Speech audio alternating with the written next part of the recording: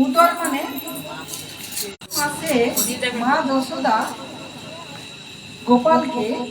গোপালকে দড়ি দিয়ে বেঁধেছে। সেই জন্য এই মাছটার নাম হচ্ছে দামোদর মাছ। আর আমরা দামোদর ব্রত পালন করার জন্য বসেছি। ঠিক আছে, আমরা যেহেতু প্রথম অবস্থায় সবাই শুনছি, কোনোদিন আমরা শুনিনি, তো আমি ওখান থেকে ছুটে ছুটে এসেছি। কেন না, কিছু দেওয়ার জন্য। তো আপনারা এখানে এসে উপস্থিত হয়েছেন কিছু নেওয়ার জন্য। তাহলে সেই নেওয়াটা যদি ঠিকঠাক হয় তাহলে জীবনটা সার্থক হবে। আর না হলে শুনলাম, শুনে এক কান দিয়ে শুনলাম আর এক কান দিয়ে বের করে দিলাম, তাতে কোনো কাজের কাজ হবে না। অর্থাৎ শুনতে হবে এবং সেটাকে কার্যকরী করতে হবে। তাহলে কার্যকরী করতে গেলে তুমি বসে, কার্যকরী করতে গেলে আমাদের কি করতে হবে? অভ্যাস। এই অভ্যাসের মধ্যে আমাদের ভক্তির উদয় হবে। তাহলে আমরা যেটুকু সময়, এটা কিন্তু অতিক্রান্ত সময়, যে সময়ে আমাদের করা উচিত সে সময়টা আমরা অতিক্রম করে ফেলেছি। আমি কেন তাও করালাম? যেহেতু অত দূর থেকে আমি ছুটে ছুটে এসেছি আর আপনারা যেহেতু উপস্থিত আছেন, সেই জন্য প্রতিদিন আমাদের একটা নির্দিষ্ট সময়ে, এই যে আসছি আমরা, একটা নির্দিষ্ট সময়ে এসে এখানে উপস্থিত হব। যার স্ক্রিন টাচ মোবাইল আছে তার ফোনে আমি দিয়ে দেব, ঠিক আছে, লিঙ্কটা দিয়ে দেবো, কিভাবে ঘুরতে হবে তাও আমি দেখে দেবো। আর ওটা একটা মানে বক্স সিস্টেমে বাজলে ভালো হবে। এরা তো বক্স বাজায়, এদেরকে বলে দিবেন, আমি এদেরকে দেখিয়ে দিয়ে দেবো। তাহলে সেই সিস্টেমে বাজবে আর আমরা সাথে তাহলে এখানেই হয়ে যাবে। হ্যাঁ, এখানেই সবাইকে কিন্তু ওই সময় এখানে এইখানে সকালবেলা এলে তো ভালো।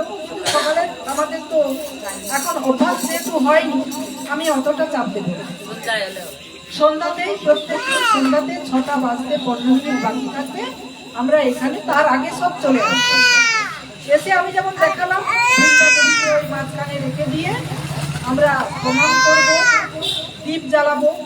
ঠিক আছে, আমি দীপ রেখে যাব একবারে শেষে, মানে আবার পরের সপ্তাহে আমি।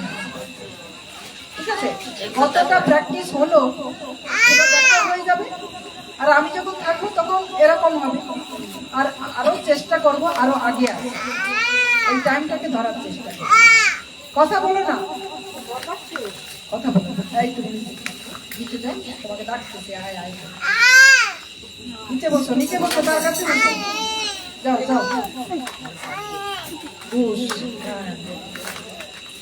এই যেমন বাচ্চা,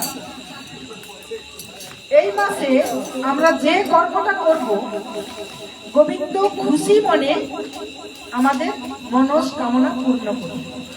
মনস্কামনা মানে তার মানে এই নয় যে আমার সন্তানের চাকরি চাই, কি বলছি, এটা চাই ওটা চাই, এগুলো নয়। আমরা জাস্ট বন্দনাটা করে নিই, তারপরে আমি কি করতে হবে না হবে সেই প্রবচনে ঢুকবো আর করণীয় বিষয়গুলো আমি দেখব। এই তার মানে বন্য আনা হয় দামোদর মাসে সেই নামাভিষরণ।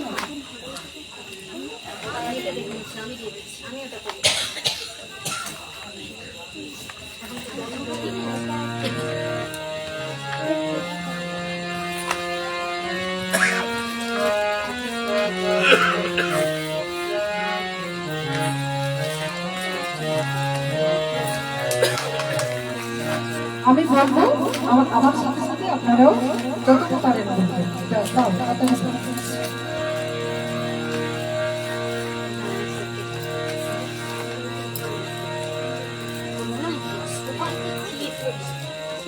লেখাটা বের করতে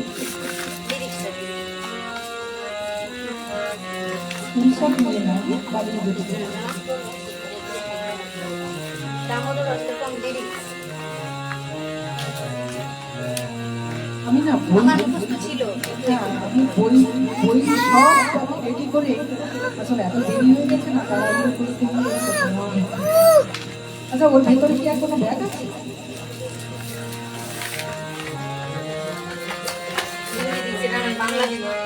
বাংলা বলবো।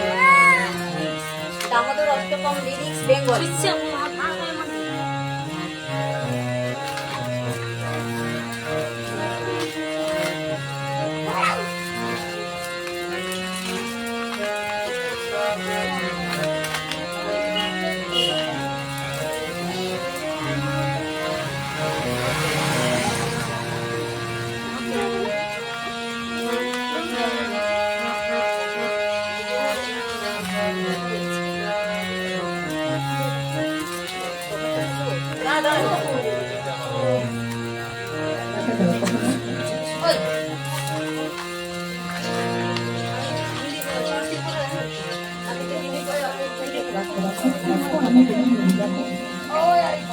আমার মনে আছে কোনটা কোনটা।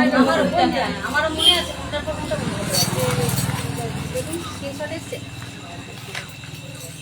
হিন্দি বাংলা বেরায়নি। যেমন আমি ধরে পেয়েছেন হিন্দি এসছে। আজ নিয়েই চলেছে।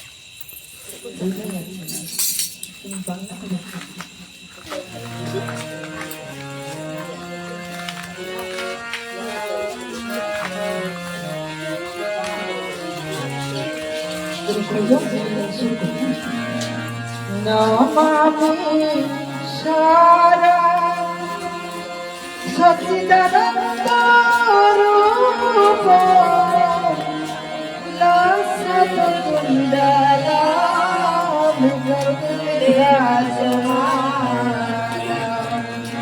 নমামি সারা সচিদানন্দ রূপ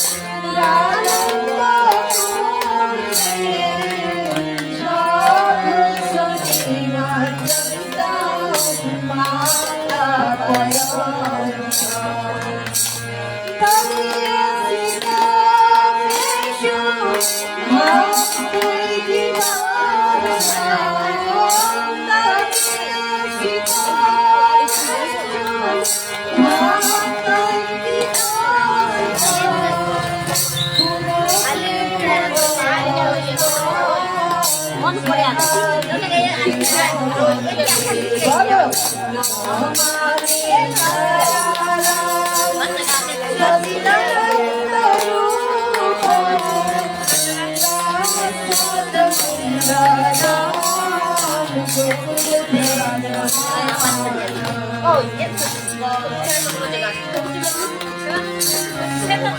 বরণে বরণ ভাঙনা মধুমদিবা না জানবিনে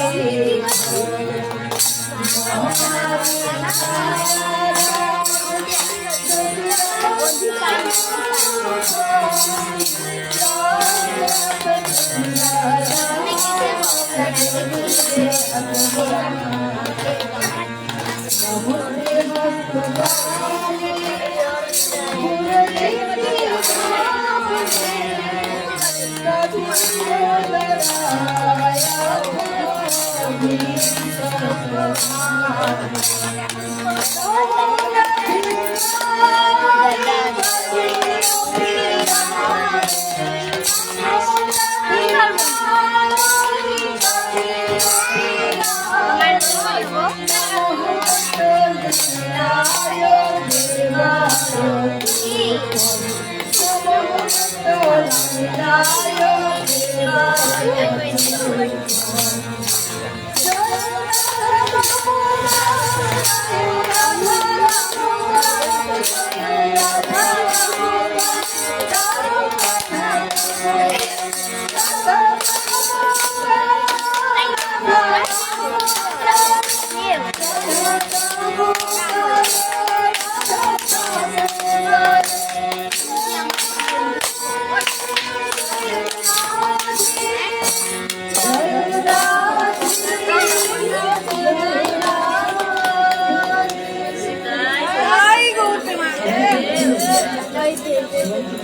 ও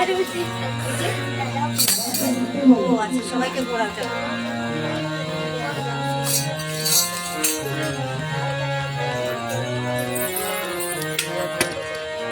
রাধে জয় জয় মাধব দুইতে রাধে জয় জয় মাধব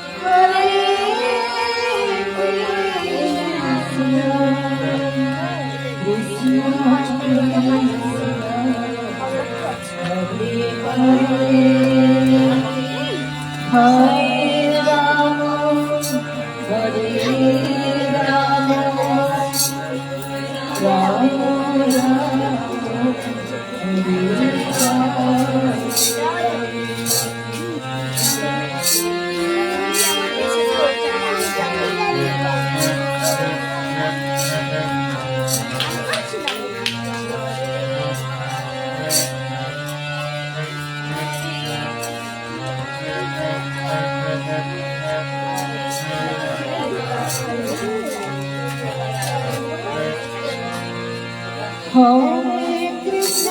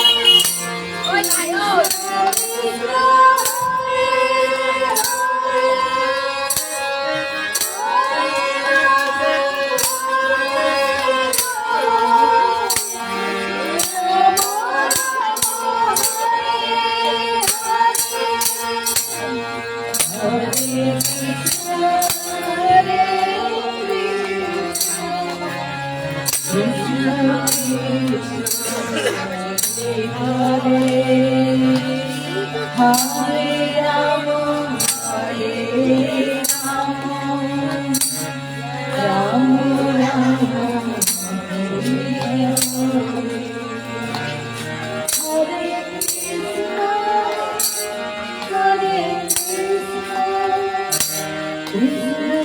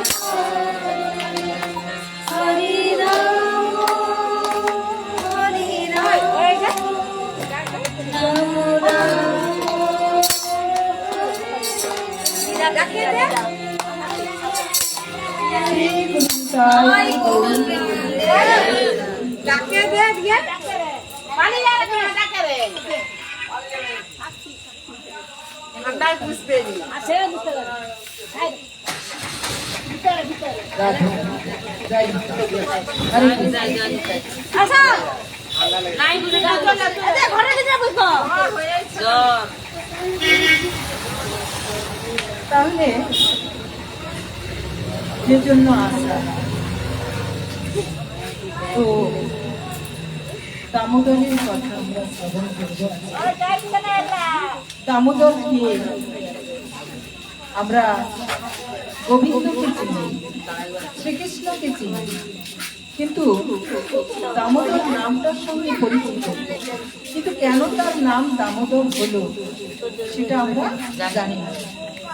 তাই আমাকে মহাপ্রভু বললেন যে অন্ধদেরকে একটু আলো দেখাও, তাই তো ছুটে ছুটে এলাম আপনাদের সামনে।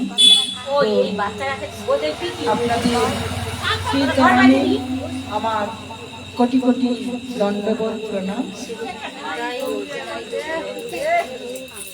আশীর্বাদ করুন আমি যেন প্রতিনিয়ত এইভাবে অমৃতময়ের অমৃত কথা আপনাদের নিকট শ্রবণ করাতে পারি।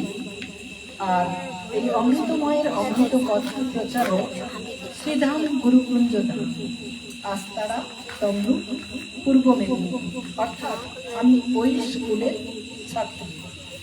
ঠিক আছে, তো গুরুচরণ থেকে যেটুকু আমার প্রাপ্তি হয়েছে সেটুকু তার কিঞ্চিত মাত্র, মানে আমি তো মূঢ় অজ্ঞ, কতটা আর নিতে পারি, যেটুকু নিয়েছি তার ছিটে ফোটা সেইটুকু অংশ আমি আপনাদের সামনে দেওয়ার জন্য এখানে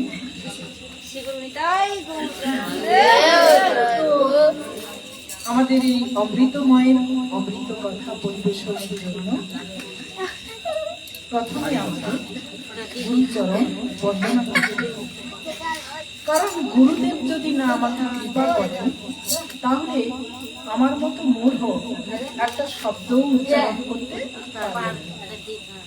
তাই গুরুচরণ, গুরুদেব কৃপা করলে তবে আমাকে মহাপ্রভু তখন আমাকে কৃপা করবে, আর মহাপ্রভু কৃপা করলে তবে আমি তার গুণকীর্তন গাইতে পারব। তাই চলুন আমরা সবাই প্রথমে গুরুদেবের বন্দনা করে।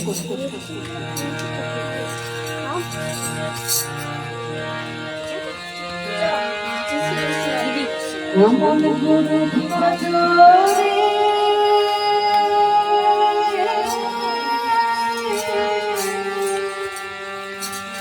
ওরে সোনার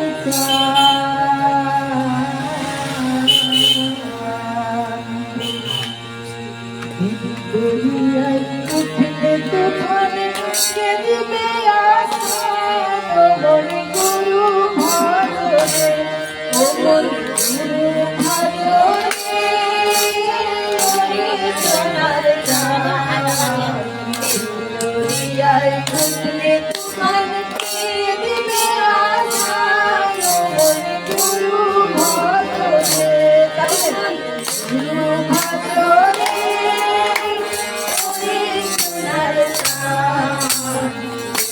দুনিয়ায় উঠলে তুফানে কেঁদবে আশায় ওমন গুরু ভজরে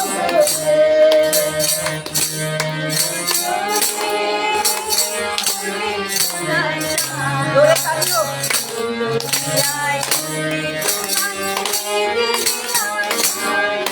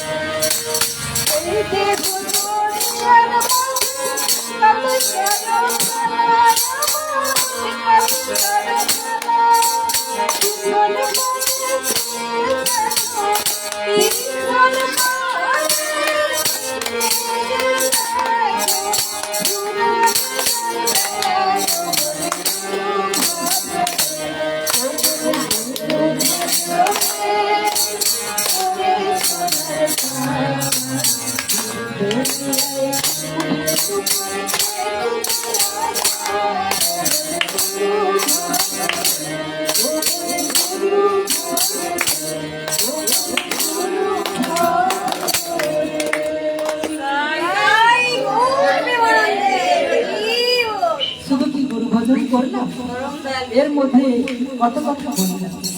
অর্থাৎ আমাদের গুরুচরণ আশ্রয় নিতে, গুরু ধরতে, গুরু যতক্ষণ না ধরবো ততক্ষণ চিনতে পারবো না আমি কে, কি আমার কথা। বুঝলাম কি? আমি কে না, আমি বলছি আমি নাম, যে নাম আমার ভোটার কার্ড, সেই ভোটার কার্ড অনুযায়ী আমি বলছি আমি অমুক, কিন্তু আমি কি অমুক?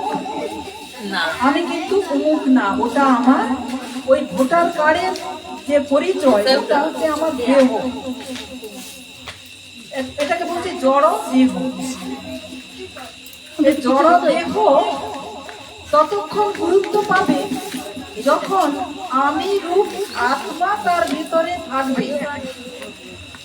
আমি হচ্ছি কে না, তিনি পরমাত্মা, স্বয়ং গোবিন্দ হচ্ছেন পরমাত্মা, আর আমি হচ্ছি সেই আত্মার অংশ, জীবাত্মা।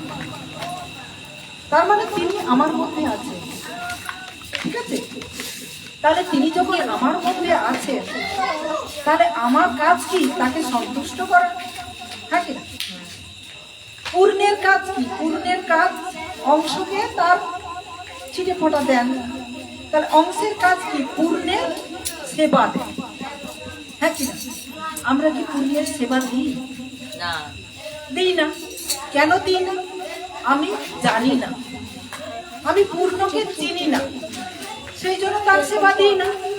কিন্তু প্রকৃত যদি আমি পূর্ণের সেবা দিই, তাহলে আমি পূর্ণ হয়ে যাই। এই যে এত মানুষ দেবতা বানিয়ে যাচ্ছে কেন? তার কর্মের জন্য। ভগবানের তিনটা গুণ আছে, তিনটে ত্রিগুণা শক্তির অধিকারী ভগবান, কিন্তু এই তিনটে গুণের ঊর্ধ্বে তিনি। এই তিনটে গুণ কি না? সত্য, রজ আর তম। এই তিনটে গুণ প্রত্যেকের মধ্যে আছে, প্রত্যেকের মধ্যে তিনি আছেন, মানে প্রত্যেকের মধ্যে তিনটে গুণ আছে, ঠিক আছে? এই তিনটে গুণ নিয়ে প্রত্যেকের মধ্যে তিনি আছেন, কিন্তু প্রত্যেকের মধ্যে থাকলে কি হবে? তিনি কোনো কিছুর মধ্যে নেই, সবের ঊর্ধ্বে তিনি। আর আমরা মানুষ কি করি? এই তিনটে গুণ কিভাবে প্রাপ্ত লাভ করি? তিনটে গুণ কিভাবে পাই না? এই তিনটে গুণ সত্য গুণ সৎ আচরণের দ্বারা, সৎ চিন্তার দ্বারা, সচ্চিদানন্দের সাধন ভজন কর্মের দ্বারা আমরা সৎ আচরণ, আর সাত্বিক আহারের দ্বারা। সব থেকে বড় কথা হচ্ছে আহার দ্বারাই আমাদের ভেতরে পাপপুণ্য প্রবেশ করে। যেমন এই উদাহরণ হিসেবে আমি কিরকম আহারের দ্বারাই আছে? সত্য, রজ আর তম। সাত্বিক আহার একটা আছে, রাজসিক আহার একটা আছে, আরেকটা আছে তামসিক আহার, ঠিক আছে? সাত্বিক আহার কোনটা না? যেটা হচ্ছে সাধুগুরু বৈষ্ণব ভগবানকে সমর্পণ করে, নিবেদন করে, সেটাকে প্রসাদ রূপে গ্রহণ করে। তাহলে আমরা কি ভগবানকে দিতে পারি? কোন খাদ্যটা ভগবানকে দিতে পারি? শাকসবজি, দুধ জাতীয় খাবার ইত্যাদি ইত্যাদি। তাহলে এই ধরনের খাদ্যের মধ্যে কি বৈশিষ্ট্য থাকতে পারে? শান্ত, কি তার মধ্যে হিংসার তো কোনো ব্যাপার নাই। কি শাকসবজি খান, দুধ খান, মাখন খান, ঘি খান, ফল খান, কিরকম হয়? এটাকে বলছে সাত্বিক আহার। রাজসিক আহার কোনটা না? রাজা যে সকল আহার, সেটা হচ্ছে মাংসাশী, হ্যাঁ, মাংস, মাছ, মাংস ইত্যাদি ইত্যাদি। এগুলো রাজা কিরকম খাবার খায়? মানে মশলা দেওয়া, অতিরিক্ত, হ্যাঁ, শুধু রিচ নয়, খাদ্যের যেটা হচ্ছে শরীর নিতে পারছে না, কিন্তু আমরা সেই খাদ্যটাকে দিচ্ছি। রাজার অপূরন্ত আছে, তাহলে সে সেরকম খাচ্ছে, তো আমরা সেই খাদ্যটাকে আমাদের তালিকায় নিয়ে আসি, খাই। তাই অল্প বয়সে কি হয়? স্ট্রোক হয়ে মারা যায়। হ্যাঁ, এটাকে বলছে রাজসিক। আর এই রাজসিক আহারের দ্বারা আমাদের কি হয়? রজগুণ উৎপন্ন। আমি অহংকারী হয়ে যাই, আমার পয়সা আছে, আমি ওকে কেন মানবো, ঠিক আছে? এই রাজসিক আহারের দ্বারা। দেখুন, শাকসবজি কারা খায়? গরু, শাকাশী প্রাণী যারা খায়, তাহলে তারা কিরকম হয়? নিরীহ প্রকৃতি। কিন্তু যারা মাংসাশী হয় তারা হিংস্র, বাঘ সিংহকে দেখলে হিংস্র হয়, হ্যাঁ কি না? তাহলে ওই খাদ্যের মধ্য দিয়ে বৈশিষ্ট্যগুলো আপনার মধ্যে প্রবেশ করে, ঠিক আছে? তো ওই যখন বৈশিষ্ট্য আপনার মধ্যে আসবে তখন অহংকার হবে। আর অহংকারের মধ্যে দিয়ে যে কর্মগুলো করবে তখন কিন্তু আপনি মানে ভুল সিদ্ধান্তগুলো আপনাকে বেপথে পরিচালিত করতে পারে। আর যেটা বলছি তামসিক, তামসিক হচ্ছে তামাক জাতি, নেশা জাতীয়। বুঝলেন? তাহলে নেশা জাতীয় খাবার খেলে তার কি হয় আমরা তো বাস্তবে দেখতে পাই। হ্যাঁ, এসে ঘরে এসে মারছে, মারামারি করছে, যুদ্ধ দাঙ্গা করছে, তার কোনো হুঁশ থাকে না। ঠিক আছে? তো এই নেশা জাতীয় খাদ্যের মধ্য দিয়ে আমরা পাপ কর্ম, দুটো খাদ্যের মধ্য দিয়ে পাপ কর্ম করা হয়, সেটা হচ্ছে রাজসিক আর তামসিক। সেই জন্য আমাদের আয়ুকাল কমে যায়। যদি আয়ু বৃদ্ধি করতে হয়, যদি শক্তি বৃদ্ধি করতে হয়, যদি এনার্জি হাই করতে হয়, তাহলে কিন্তু সাত্বিক আহার গ্রহণ করার কথা বলা হয়। করবেন কিনা সেটা আপনার ব্যাপার। তবে আমরা প্রথমে এই যে জিহার যে লোভ, এই লোভকে সম্বরণ করতে পারি না, সেই জন্য আমরা খাদ্য তালিকা থেকে ওটাকে বাদ দিই না। ঠিক আছে? কিন্তু এই নাম যখন আপনি জিহ্বায় উচ্চারণ করতে থাকবেন তখন ওটা আস্তে আস্তে করে এই স্বাদটা আপনার বসে যাবে জিহ্বার, আস্তে আস্তে চলে আস্তে আস্তে করে ও আপনার মধ্যেই চলে যাবে। রুচি তখন আপনার পরিবর্তন হবে। আর রুচি পরিবর্তন হয়ে যাওয়া মানে কথাগুলো জীবনের সঙ্গে মিলিয়ে নেবেন। আমি যদি কথাগুলো ভুল বলে থাকি তাহলে তাহলে মানে আমি আর বলবো না, কারণ সত্য কথা কখনো ভুল হয় না।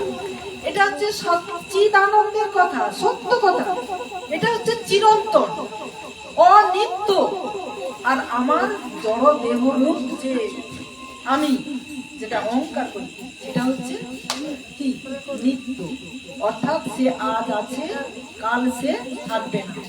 আমি আমার কর্ম দ্বারা এই মানে সত্যকে অবলম্বন করে বাঁচবো কি মিথ্যাকে অবলম্বন করে বাঁচবো, সেটা ওই যে তিন গুণ রূপে তিনি আমার মধ্যে আছেন, কিন্তু তিনি সবার ঊর্ধ্বে। এবার কেন বলা হচ্ছে? বলছে তুমি অরূপ স্বরূপ সগুণ নির্গুণ দয়াল ভয়াল। একদিকে বলছে অরূপ, আবার একদিকে বলছে স্বরূপ, আবার একদিকে বলছে সগুণ, আবার বলছে নির্গুণ, অর্থাৎ বিপরীত বলছে দুটোই। আবার বলছে যে দয়াল, আবার বলছে ভয়াল। তাহলে ভয়াল আমরা কখন দেখেছি? যখন প্রহ্লাদকে যখন কি করেছিল, প্রহ্লাদ বাবা বাজিয়েছিল, প্রহ্লাদ বাবা নৃসিংহ, তাহলে ভয়াল রূপ দেখেছি। আবার দয়াল কখন না, ভক্ত যখন তাকে দরদ দিয়ে ডাকে কাঁদে তখন কিন্তু সে সাড়া দেয়। তাহলে সমস্ত গুণ কিন্তু তার মধ্যে আছে, আবার তার ঊর্ধ্বে। এবার কেন বলা হচ্ছে ঊর্ধ্বে? যেমন প্রত্যেক প্রাণীর মধ্যে তো তিনি আছেন, প্রাণী সৃষ্টি করেছেন তিনি, তাহলে প্রত্যেকের মধ্যে তিনি আছেন। তাহলে তিনি আছেন মানে ওই তিনি প্রত্যেকের মধ্যে থেকে সে যে রসটা মানে পেয়েছে পাচ্ছে, সেই রসটাই হচ্ছে তিনি গ্রহণ করছেন, তখন তার সগুণ প্রকাশিত হচ্ছে। যেমন উদাহরণ, একটা কুকুর আর কুকুরই মিলন, ঠিক আছে? এই যে মিলনের যে আনন্দ, তার মানে কি কুকুর রূপটাও মানে তার মধ্যে গোবিন্দ আছেন, মানে পুরুষ রূপে তিনি, আবার কুকুরই নারী রূপটাও তিনি, কারণ তিনি এক এবং অদ্বিতীয়। ঠিক আছে? তার থেকে যত মানব দানব সৃষ্টি, পুরুষ সৃষ্টি, তার থেকে তিনি এক এবং অদ্বিতীয়। তাহলে যখন মিলন হচ্ছে তখন আনন্দ পাচ্ছে, এই আনন্দ তিনি সচ্চিদানন্দ, এই আনন্দটা তিনি গ্রহণ করছেন। তখন বলছেন স্বরূপ, তখন বলছেন সগুণ, তখন বলছেন অর্থাৎ যেগুলো পজিটিভ সেগুলো। কিন্তু মিলনের পর কুকুরই যখন গর্ভধারণ করল, গোবিন্দ কি তখন থাকলো? তাহলে তার দেহটা গর্ভধারণ করলো, বুঝতে পারছি কিনা? দেহটা গর্ভধারণ করলো, তাহলে গোবিন্দ নিশ্চয়ই ওখানে নেই, দেহের মধ্যে গোবিন্দ নেই। গোবিন্দ কোথায় আছে? আত্মা রূপে আছে। ঠিক আছে? সেই জন্য বলছে নির্গুণ। হ্যাঁ, তাহলে দুটো দিক বলা হয়েছে, তিনি সগুণ বটে, তিনি নির্গুণ বটে। এবার বলছেন যে অনেকে, অনেক ভক্তের হয়তো প্রশ্ন হতে পারে যে আমি যে ঠিক কাজ করছি বা আমি যে ভুল কাজ করছি কি করে জানবো? হ্যাঁ কি না? এটা প্রশ্ন স্বাভাবিক হতে পারে। আমি যে ভুল পথে চলছি, আমার মন যা বলছে, আমার বিবেক যা বলছে, আমি সেই রকম কর্ম করছি, কিন্তু আমি যে এটা ভুল করছি আমি কি করে বুঝবো? তার মানে আমি করছি এটা যখন আমার মধ্যে থাকবে, তখন আমি তার ভুল ঠিক নির্বাচন করতে পারবো। অনেক সময় হয় না, কি করব কিভাবে আমি এর থেকে উদ্ধার হবো, এমন একটা সমস্যায় পড়লাম, কোনো মতে মানে কোনোভাবে তার কুল কিনারা খুঁজে পাচ্ছি না। কেন না, এটা আমি আমার উপর নির্ভর করেছি বলেই কুল কিনারা খুঁজে পাচ্ছি। কিন্তু যদি আমি গোবিন্দ, ও তুমি এটা দিয়েছো আমাকে, আচ্ছা এর থেকে আমি কিভাবে মুক্তি পাবো তুমি আমাকে বলো। তার মানে আমি সম্পূর্ণরূপে যখন তাকে সমর্পণ করি, আমার আহার থেকে শুরু করে আমার চালচলন, আচার আচরণ, ভাবভঙ্গি যা যাবতীয়, অর্থাৎ তখন আর আমি আমার সমর্পিত। অতএব তুমি যা করাবে আমি তাই করবো, যা বলাবে তাই বলবো, হ্যাঁ কি না? তো সেই বিশ্বাসটা কি আমাদের মধ্যে আসে না? কিন্তু আমাদের এই যে করলাম, এসে যে করালাম, এর মাধ্যমে আনতে হবে। এত কথা কেন বললাম? এই যে একটু আগে বলেছিলাম যে কেউ কারণ, ভাই বলো বন্ধু বলো, কেউ কারণ। এরা কি কেউ আপনার? আপনি কেবলমাত্র আপনার মাধ্যমে নিয়ে এসেছেন এদেরকে। সবার মধ্যে তিনি আছেন, কিন্তু কারোর মধ্যে তিনি নাই। কখন? যখন আমার রজগুণ তমগুণ প্রকাশ পাবে, তখন আমি নাই। এমনকি সত্যগুণের মধ্যেও তিনি থাকেন। বলা হয়েছে সত্যগুণের মধ্যেও, তিনটে গুণের মধ্যেও ত্রিগুণাতীত তাকে বলা হয়েছে, সেই কারণে ত্রিগুণাতীত। তাহলে সেই ভাবটা যারা নিতে পেরেছে তারা কারা? মুনি ঋষি। তারা চোখের সামনে সর্বদাই গোবিন্দকে দর্শন। কিন্তু আমরা এই জড় শরীরের কামনা বাসনা নিয়ে সংসার করছি। আগে এখানে বসে আছি, অনেকে ভাবছি কি হয়ে যাচ্ছে আমার সংসারে, হ্যাঁ কিনা? মন সেখানে চলে গেছে কিনা? যাচ্ছে আসছে, যাচ্ছে আসছে। আমি পূর্ণরূপে বসাতে পারিনি, কথাগুলো পূর্ণরূপে শুনছি, হ্যাঁ কিনা? তাহলে এই যে যাওয়া আসা করতে করতে এই যাবার টানতে যখন একটা সময় দেখা গেল সংসার থেকে আপনি কি দিয়েছেন আর কি পেয়েছেন এই হিসাব যখন করছেন, রাবান ছিঁড়ে গেছে। তখন আপনি মায়া মুক্ত হয়ে গোবিন্দকে বলে না, যখন যাওয়ার সময় হয় বলে আর কি পাপ করছি, আমাকে তুলে নিচ্ছে না ঠাকুর, তুমি আমাকে তুলে নাও, আর পারছি না, বলি কি? হ্যাঁ বলি তো, ভগবান মুখে লেয়নি নিয়ে এখন মুরেলে শান্তি। এই তার মানে কেন বলি, সংসারে যতই আমরা করি না কেন আনন্দ পাই না। আনন্দ আমাদের নাই ছাড়া আছে কোনোদিন আমরা বলতে পারি না। কিন্তু একটা কৃষ্ণ ভক্ত ভিক্ষা করে খাবে, কিন্তু সে বলবে আনন্দে আছে, দাস আছে আমার।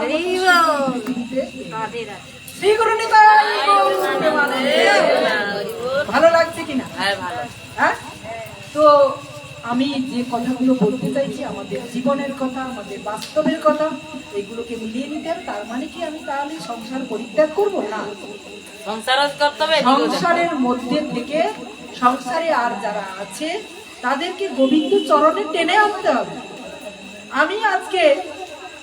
আমি মা হয়ে আসছি, আমার সন্তান কিন্তু কথাগুলো শুনলো না, আমার স্বামী কিন্তু কথাগুলো শুনলো না।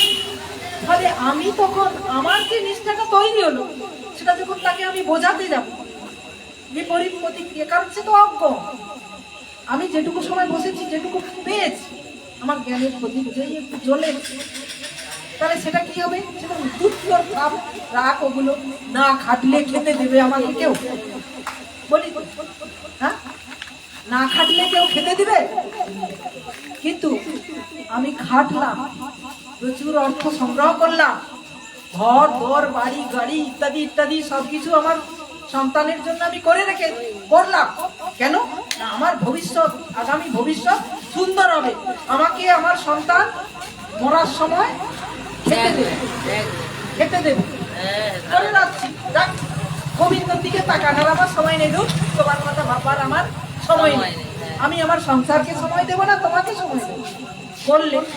তারপরে যেই একটা বাইরে এসে গেল, দুটো নেনা হয়ে গেল, তখন তুমি কি হয়ে গেলে, এটা করো ওটা করো সেটা করো, অর্থাৎ করে যাও, আজীবন করে যাও। তোমার দিকে তাকানোর সময় কারণে বলবে তুমি কি করেছো, যতদিন কি দিয়েছো। তুমি ব্যাংক ব্যালেন্স করো, ওই ব্যাংক ব্যালেন্সটা কিন্তু যাওয়ার সময় তোমার সঙ্গে যাবে না, এইখানে রেখে দিয়েছো। কারণ এগুলো সব গোবিন্দের, গোবিন্দের। এই সংসারে তোমার যতটা প্রয়োজন তোমাকে দিয়েছে, তুমি সেটা ব্যবহার করনি, তাকে দাওনি, তাকে ফেরত দাওনি, তুমি রেখে দিয়েছো। তাহলে যাওয়ার সময় তুমি নিয়ে যেতে পারবে? ওটা অন্যের কাজে লাগবে, রয়ে গেল। কিটা নিয়ে যেতে পারবে? তাকে যেটা তুমি দেবে সঙ্গে সঙ্গে। ভোগ লাগিয়ে প্রসাদ পাচ্ছ, আমার আত্মা খাচ্ছে, সন্তুষ্টি হচ্ছে, গোবিন্দ তোমার প্রতি প্রসন্ন হচ্ছে। আর কি না, অর্থ খরচা করবে না, জমা রেখে তুমি খরচ করবে, কোনো একজন দুঃখী মানুষকে তুমি সাহায্য করবে।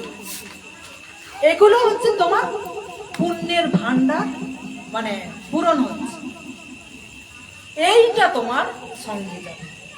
ও টাকা পয়সা কুবেরের ধন এখানে থেকে যাবে, কেউ যাবে না, সন্তানও যাবে না, স্বামীও যাবে না, তোমার আত্মীয় স্বজন কেউ যাবে না। যাদেরকে তুমি এত স্নেহ মায়া মমতা দিয়ে আদর দিয়ে এত লালন পালন করে, যাওয়ার সময় কেউ তোমার দিকে বলবে আবার যে কখন মরবে, মরাটা মরলে বাঁচবে, আর টানতে পারছি বৃদ্ধাশ্রমে দিয়ে আছে।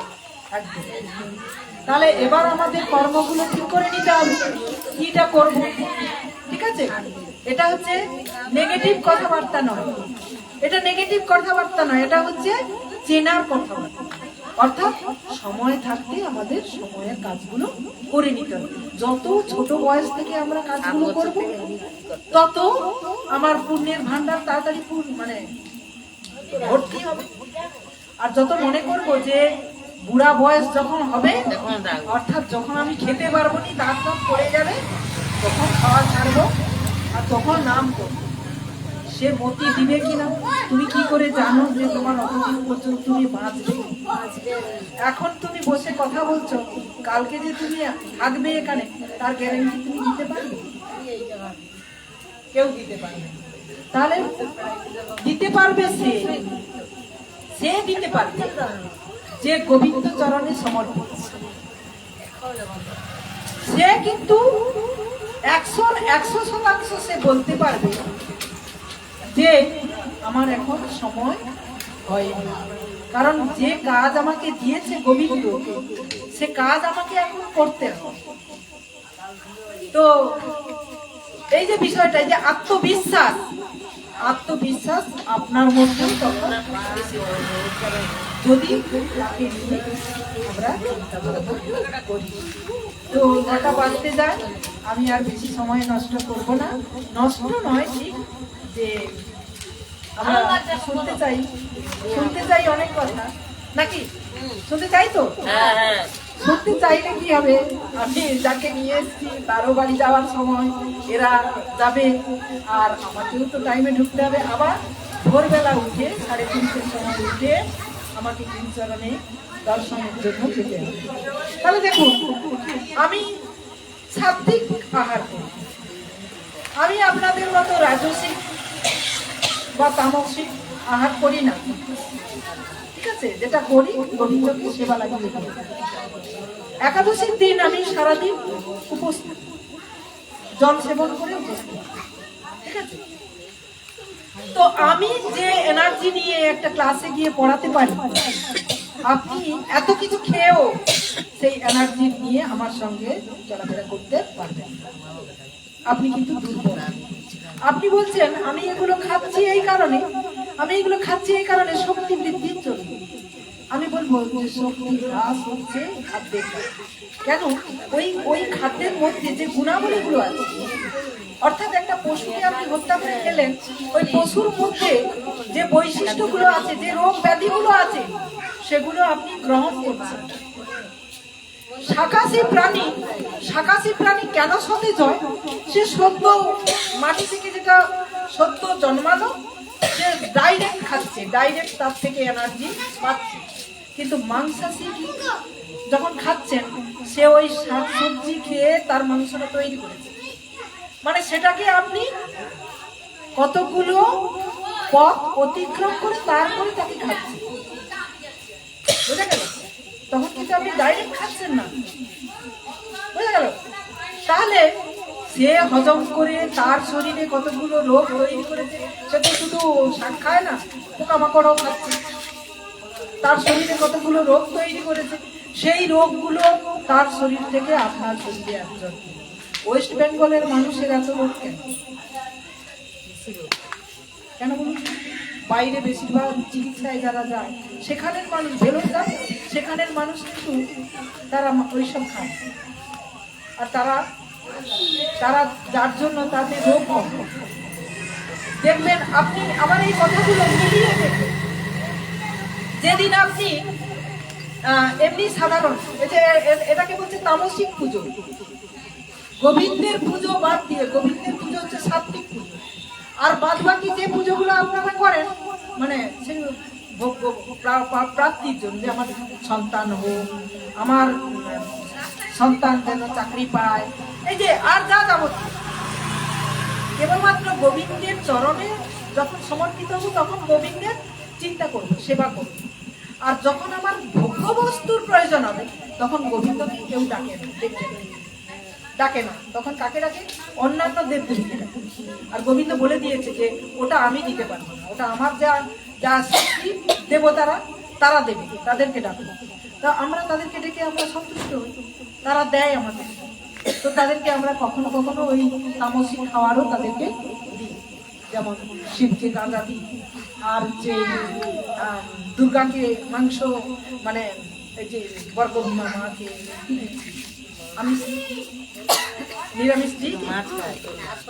তাহলে এই যে খাদ্যগুলো, এগুলো কি তিনি বৈষ্ণবী, পরম বৈষ্ণবী, কিন্তু আমরা আমাদের স্বার্থে পাঠা বলি দিচ্ছি। কেন? আমরা খাবো বলি দিয়ে তাকে বলে দিচ্ছি, দিয়ে খাচ্ছি আমরা। মা কি খাচ্ছে না তো, আমরা খাচ্ছি, কিন্তু বলছি যে মা খাচ্ছি, প্রসাদ হয়ে গেছে। বলছি পুজোর পদ্ধতি বিভিন্ন রকম আছে, তুমি তোমার যেটা নিতে তোমার চাইছো এরকমটা করে আমার তামসিক গুণের অধিকারী আমার সন্তান চাই, হবে নাও, কোনো ব্যাপার না, সব আছে সাজানো। আমার এই সংসারে, ব্রহ্মাণ্ড সংসারে আমি তোমাদের সৃষ্টি করেছি, আমি কাউকে ব্যর্থ করবো না, আমি সবাইকে সবকিছু দেব। তো যে যেটাকে নিয়ে সন্তুষ্ট থাকবে থাকুক। তাহলে ওই পশুর শরীরের রোগগুলো যখন আমাদের শরীরে আসে, তখন আমরা কঠিন রোগ, যে রোগ ডাক্তার খুঁজে পায় না, প্রতিনিয়ত রোগ পরিবর্তন হচ্ছে, তার ওষুধ আবিষ্কার হয়, তাহলে সেই রোগগুলো আমরা শরীরের মধ্যে বৃদ্ধি করেছি।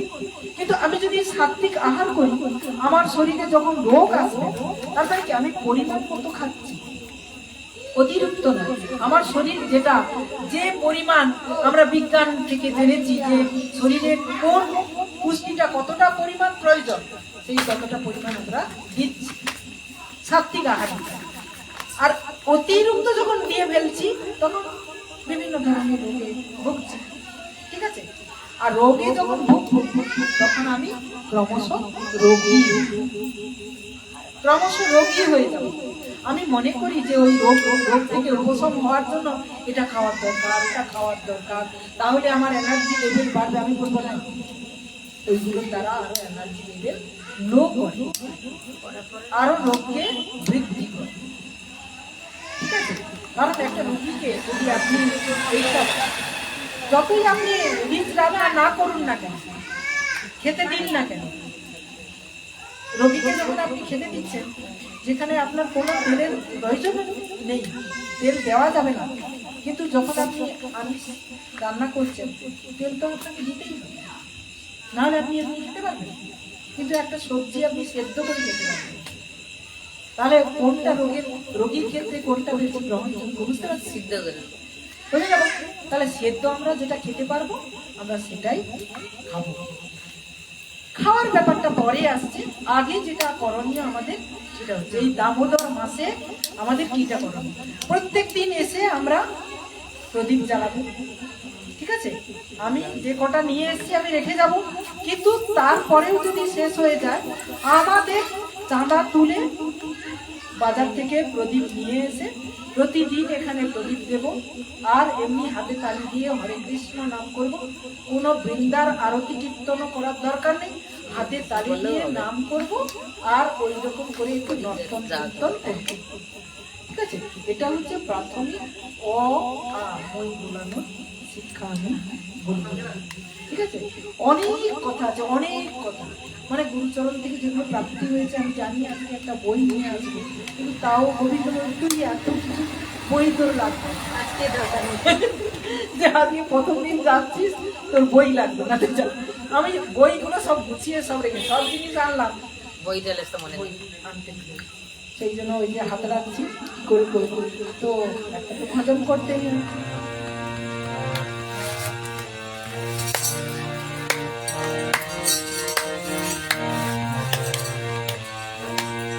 তুমি আরো আরূপ সগুণ নির্গুণ দয়াল ভয়াল আমি কি বা জানি, আমি কি বা বুঝি, আমি কেন ভেবে করি তুমি আরূপ আরূপ সগুণ নির্গুণ দয়াল ভয়াল আমি কি বা জানি, আমি কি বা বুঝি, আমি কেন ভেবে করি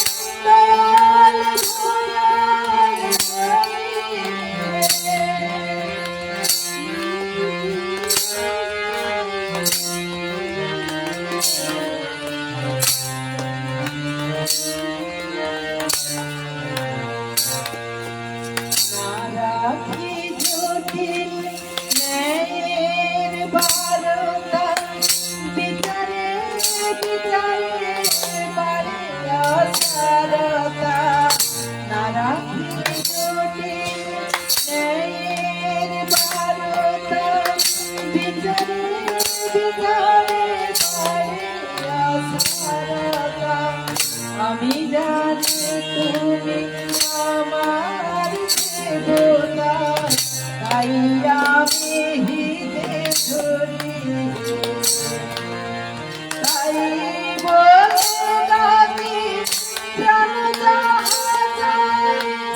ডাকিতে জীবন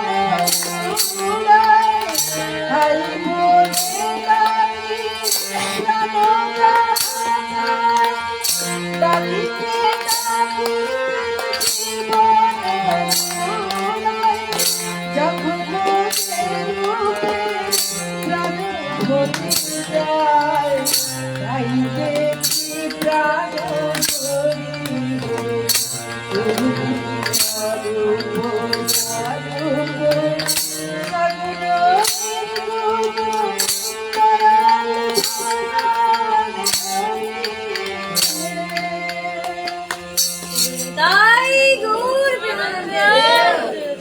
ন্যায়ের বার্তা। বলছি যে এই যে মনের মধ্যে প্রশ্ন করে, হ্যাঁ ভগবান কি আছে, বলি ভগবান কি আছে, ভগবান কি আমাকে দেখতে পাচ্ছে? হ্যাঁ দেখতে পায় না তোকে, আমি এত কষ্ট করে আছি, বলি কিনা? তাহলে এই যে ন্যায় অন্যায় আপনি কি করে বুঝছেন যে এটা আপনার জীবনে অন্যায় হচ্ছে? এর দ্বারা যে আপনার জীবনের কত পরিবর্তন হয়ে যেতে পারে সে ধারণা আপনার নেই। তাই আমরা এই জড় শরীরটাকে গুরুত্ব দেই বলে আমরা বিচার করতে বসি, ও আমার সঙ্গে এরকম করলো, এটা করতে পারলো। কিন্তু এটা যদি বলি, ও চাইছিলে আমার সঙ্গে এরকমটা হোক, ভগবানকে বলি, তাহলে আমি আমার মনের মধ্যে শান্তি পেলে তখন আমার মধ্যে আর হিংসার বীজ উৎপন্ন হবে কি? আমি যখন বলবো, ও তুমি চাইছো আমার এরকমটা হোক, ঠিক আছে আমি মেনে নিলাম, তাহলে কি হবে? আমার মনটা শান্ত থাকবে। আমি আর তখন জ্বলবো না, ভেতরে যে একটা জ্বালানি ভাব, ও আমাকে একটা বাজে কথা বলে দিয়েছে, ও আমাকে এত বড় বাজে কথা বললো, আমি তখন ঘুরে তাকে আরেকটা বাজে কথা বলে দিলাম। তাহলে এইভাবে বৃদ্ধি হতে হতে মারামারি লেগে গেল, সে তার জট ধরে টানছে, তার কি, তাহলে লেভেলটা কোন জায়গায় যাবে? কিন্তু আমি যদি প্রশ্ন করি, ও এটা বোধ হয় আমার প্রাপ্য ছিল, এটা আমার কোন জন্মের কর্মের ফল, আমি এই জন্মে ভোগ করবো, আচ্ছা ঠিক আছে তুমি বলছো, বলে যদি তুমি শান্তি পাও ঠিক আছে, কারণ ওর মধ্যে ছবিগুলো আছে। আচ্ছা বারবার মানে মেসেজ আসছে, এবার উঠতে হবে। তো দামোদর সম্পর্কে একটু ছোট্ট করে একটু বলে নিয়ে আমরা আরেকটুর মধ্যে বিশ্রাম রাখবো। দামোদর ব্রত আমরা এই কারণে করব যে তিনি বাল গোপাল রূপে, বাল গোপাল যেমন বাচ্চা আছে, বাচ্চা যারা তাদেরকে কি হয়, একটা লজেন্স কিংবা একটা কিছু দিয়ে দিলে দেখবেন সে আপনার পেছনে পেছনে চলে আসে কি। তো এই যে মাস, এই মাসে, এই দামোদর ব্রত মাসে, অর্থাৎ প্রত্যেক দুর্গা দশমীর পরদিন যে একাদশী থাকে, সেই একাদশী থেকে ব্রত শুরু হয়, আর হচ্ছে শয়ন একাদশী থেকে চাতুর্মাস্য ব্রত শুরু। তো চাতুর্মাস্য ব্রত আমরা তো পালন করতে পারি না, ও তাতে অনেক কিছু খাওয়া নিষিদ্ধ থাকে। ওই যারা সাত্বিক আহার করে তাদেরও অনেক কিছু খাওয়া নিষিদ্ধ থাকে। এই কারণে নিষিদ্ধ থাকে, ওই সবজির ভিতরে যে গুণগুলো থাকে, ওই সময় পোকামাকড় থেকে শুরু করে যে গুণগুলো, যেমন বেগুন খেলে অ্যালার্জি, দেখবেন আপনি বর্ষাকালে বেগুন খাবেন আপনার অ্যালার্জি বেড়ে যাবে, সেই জন্য ওই 4 মাস না বলে। তো আমরা মানি না, সেই জন্য কষ্ট সহ্য করি, অ্যালার্জি হয়। তো কার্তিক মাসটা বলছে এই মাসটা খুব গুরুত্বের, এই মাসটা আপাতত পালন করো, এই সরষার তেল খাওয়া যাবে না, সরষা খাওয়া যাবে না, হ্যাঁ এই সবজি খাওয়া যাবে না, ইত্যাদি ইত্যাদি। কি কি সবজি খাওয়া যাবে না? যেমন পটল খাওয়া যাবে না, বেগুন, আর হচ্ছে সিম, না বরবটি, সিম, আর পুঁই শাক, হ্যাঁ এরকম অনেক সবজি আছে যেগুলোর মধ্যে কিন্তু বিশেষ করে কলমি শাক তো শয়ন থেকে ভগবান কলমির উপরে কলমি শাক তো। আর ওই সময় দেখবেন আপনি আগেকার দিনে দেখবেন ওই যে পুকুরে যে শাক দেখবেন পোকা লেগে, তো ওই যে ওর মধ্যে যে গুড়গুলো থাকে সেগুলোকে একদিক থেকে বিজ্ঞানসম্মতভাবে ওগুলোকে এই কজ দেখিয়ে না বলেছে সাধুগুরু বৈষ্ণব, ঠিক আছে, ওইগুলো খাওয়া যাবে না। তারপরে তো আপনি এমনি তো এই রাজসিক তামসিক আহার তো একেবারেই করা যাবে না, ঠিক আছে। তো দামোদর এই সময় অত্যন্ত মানে খুশি মনে থাকেন, কারণ মা যশোদা অত বড় বিশ্ব ব্রহ্মাণ্ডের যিনি নায়ক, তাকে মা যশোদা সন্তান রূপে বুকের মানে স্তনদুগ্ধ পান করিয়েছেন, তার কান ধরে মায়ের সামনে দাঁড়িয়েছে, ভাবতে পারবেন?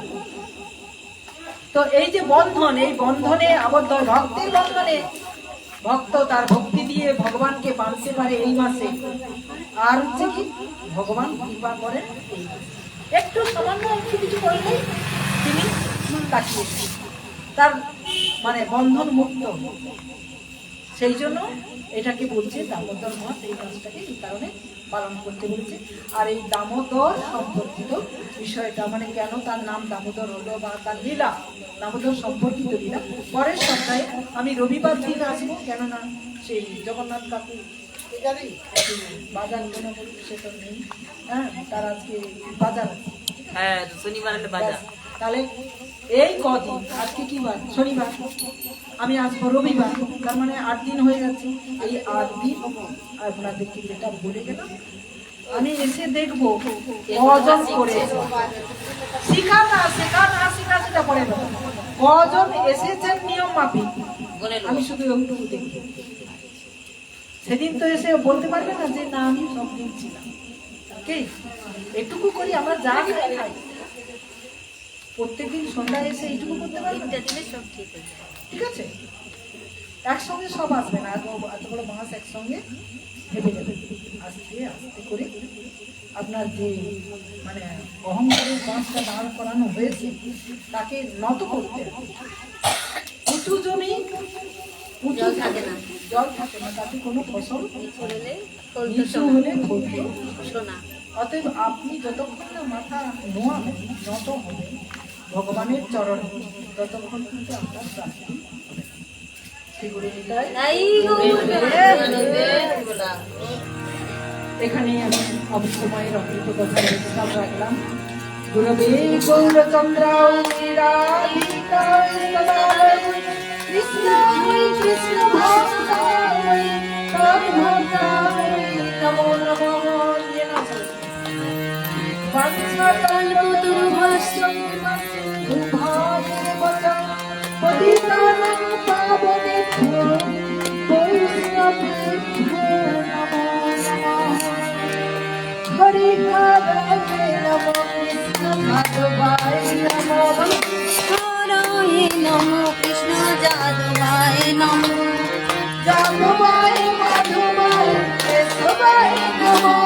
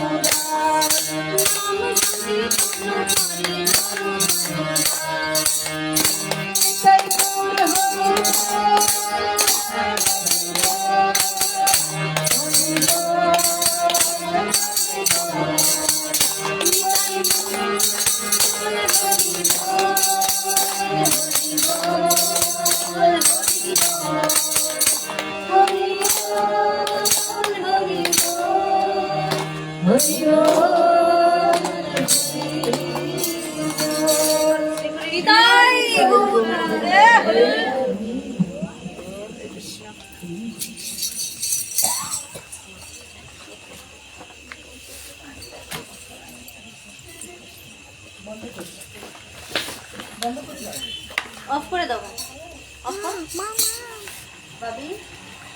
ফোন কিনে দেয় বাবা, মেরা ফোন। এটা তো ওই স্ট্যান্ড বন্ধ করো, গো লাইফটা অফ কর।